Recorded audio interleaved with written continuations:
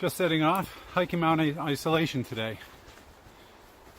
Heading up the Rocky Branch Trail, connecting to the Isolation Trail over to Davis Path and up to the summit. And then for the return trip, going to head out the Davis Path and then hit the Glen Boulder Trail. So this is a traverse today. We're going trailhead to trailhead. And then I've actually stashed a bike 3.5 miles up Route 16 at the end point, the Glen Boulder Trailhead. So I'll hop the bike and then it should be a mostly downhill trek back here to the car. Hiking distance should be somewhere north of 13 miles probably, and elevation gain, I'm guessing, over 4,500 feet. So we'll check in as we move along.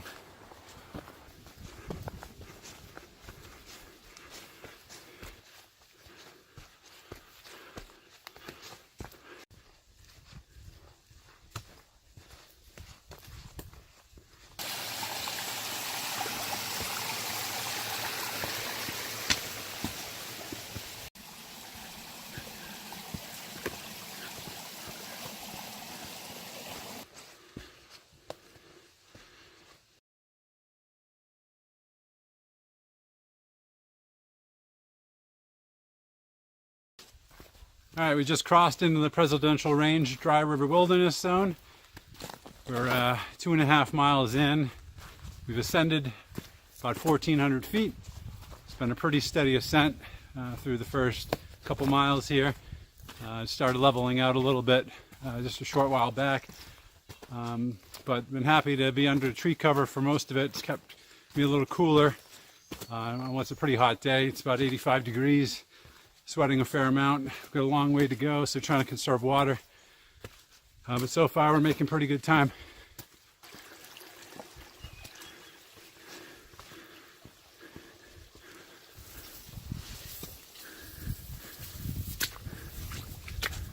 This may be called the Dry River Wilderness, but it is anything but dry at this time.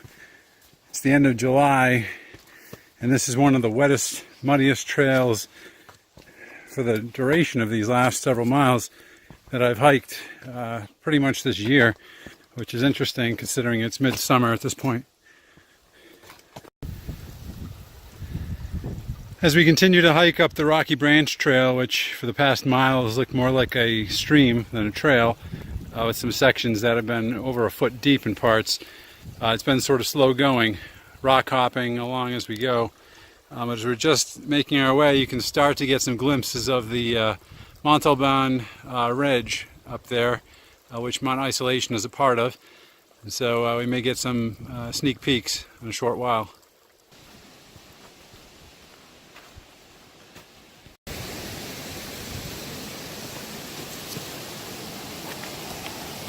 All right, made it across the river.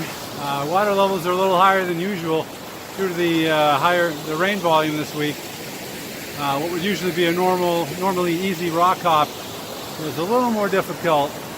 Had to look around for a better spot to cross, but we're able to get there, and we're now on the Isolation Trail, so making good progress.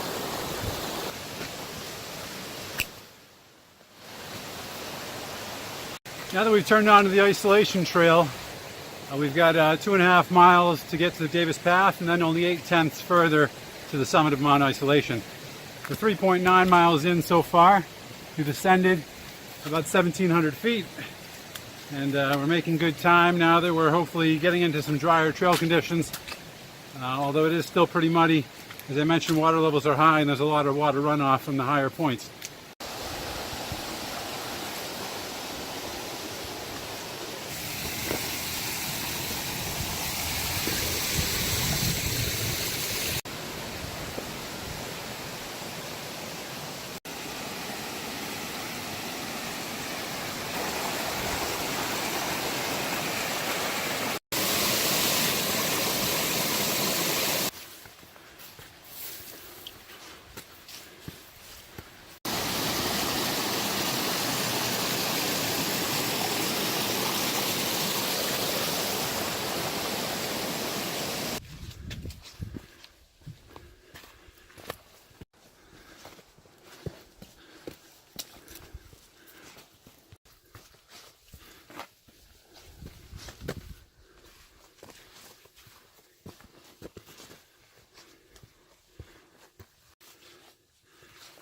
We're getting close to the Davis Path junction with Isolation Trail.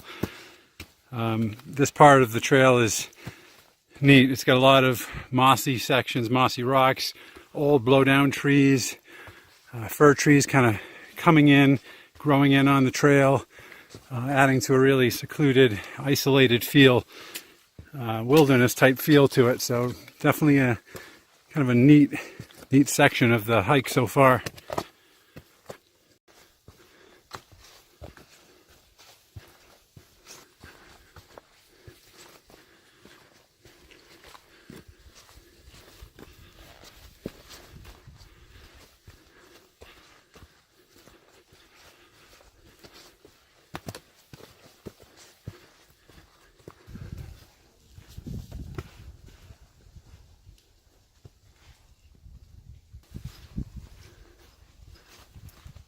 All right, we're 6.5 miles in, just crossed onto the Davis Path, 0.8 of a mile to go to the summit.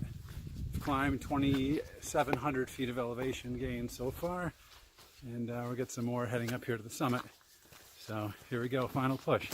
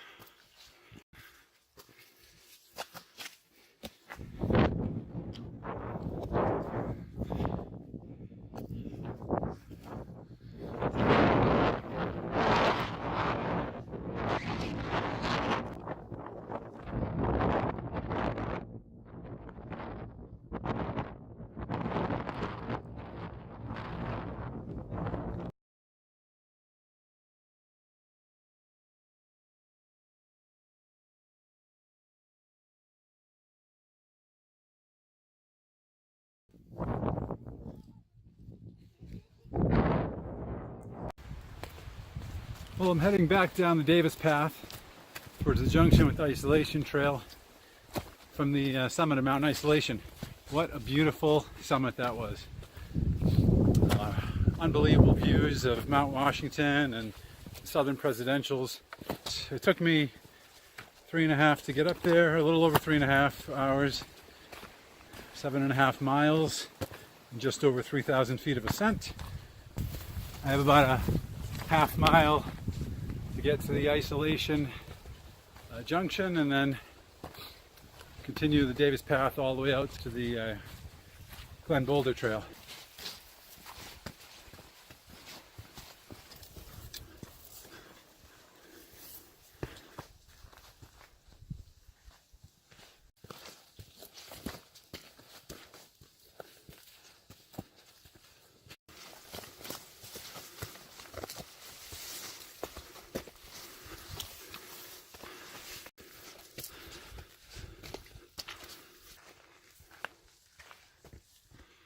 All right, there's the sign for the Isolation Trail turnoff. Davis Path continues this way. We have 1.5 miles until we link up with the Glen Boulder Trail. I expect this will be a lot of climbing, as it will take, I think, around 1,500 feet of elevation gain on our way up the boot spur on the side of Mount Washington before we can start descending down the Glen Boulder Trail. So a little more work ahead of us before the easy stuff comes.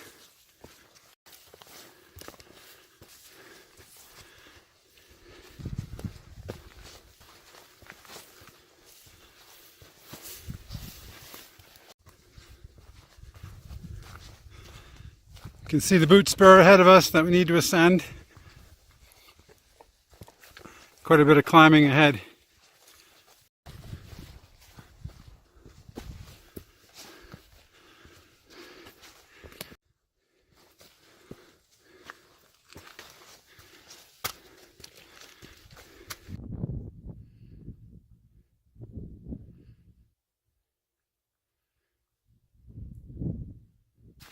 Just crossed into the alpine zone a couple minutes back.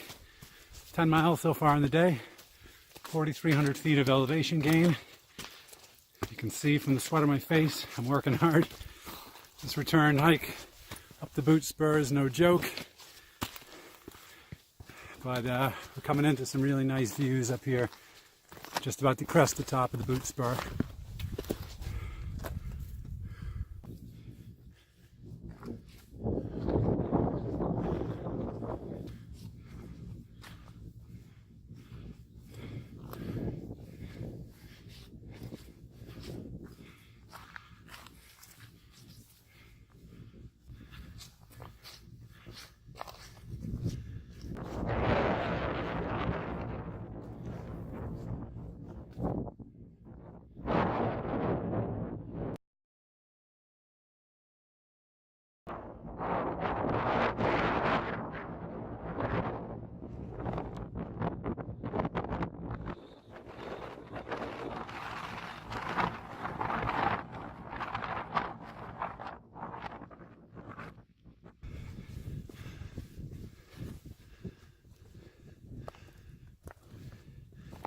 We have about 3 miles or so on the way down. Bring us back down to the trailhead. 1.6 until we hit the Glen Boulder. You can see along the ridge our trail that we're taking. So we're going to be up here exposed above tree line for quite a while, but we'll have these awesome views with it. Great mild day. Temperatures feeling like they're in the high 50s right now with the wind chill. So very nice and comfortable.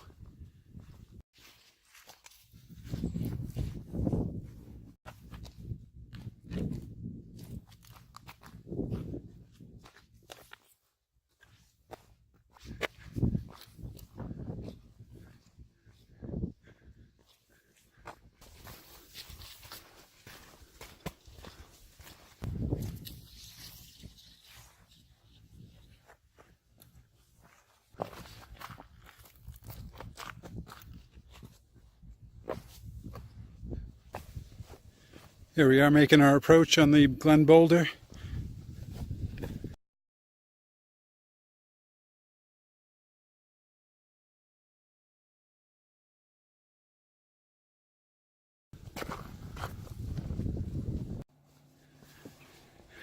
And we're about to make our way back under tree line after quite a while of exposed time in the alpine zone. It was a lot of fun.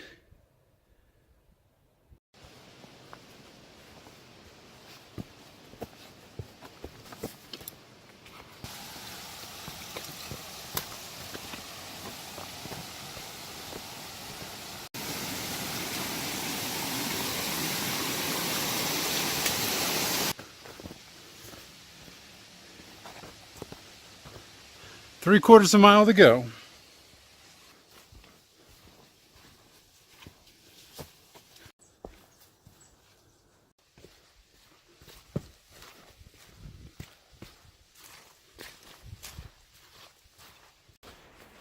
All right, just approaching the Glen Boulder Trailhead. We're 13 and a half miles in, 4,800 feet of elevation gain climbed today. And 7.5 hours, just over 7:45 I think we're at time-wise. So not bad. Today was a tough hike. Going back up that boot spur was no joke at all. So I wish it was over, but now we gotta go grab my bike and 3.5 mile bike ride back to the car. But we're close.